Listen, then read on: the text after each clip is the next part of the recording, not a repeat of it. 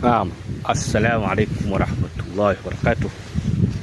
Kama tunavyoona hapa, hili ni bomba kubwa la maji la DAWASCO, na tumeshatoa taarifa mara nyingi sana, lakini utekelezaji umekuwa mdogo mno. Sisi ni katika raia wema na katika Waislamu, tunapoona kitu kama hiki tunatoa taarifa kwa wahusika, lakini utekelezaji umekuwa mchache. Hapa maji yanapotoka lazima maji yamwagike, kwa maana yanaomwagika ni mengi zaidi kuliko yanayotumika kwa raia.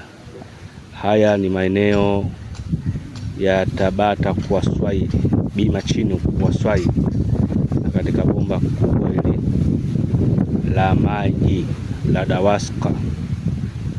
Kwa hiyo tumeshatoa taarifa mara nyingi, lakini utekelezaji umekuwa mchache.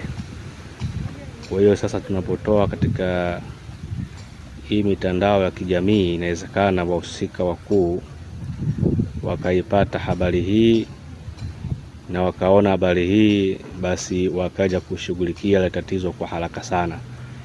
Ile eneo ni bondeni kwa Swai.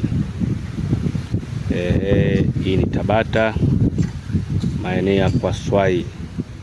Kwa hiyo wahusika na serikali, basi nadhani wanapoona taarifa hii muje kuifanyia kazi kwa haraka, kwa sababu maji yanayotoka ni mengi, tena ni hasara kubwa kwa serikali. Wananchi wanapata shida ya maji, lakini hapa maji yanamwagika hapa, sina faida ya aina yoyote. Kama tunavyoona mfereji huu, haya yote ni maji, haya yote hayo ni maji, ni mengi mno, ni maji, ni mengi mno. Unaona hapa ndo eneo husika hapa, unaona maji ni mengi mno yanayomwagika.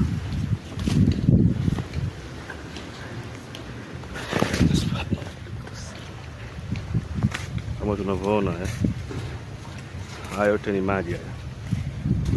So kama mvua imenyesha, hapana, mvua haikunyesha, bali haya ni maji yenye kutoka hapo kwenye kianzio cha maji, yanakuja mtaani kwa fujo.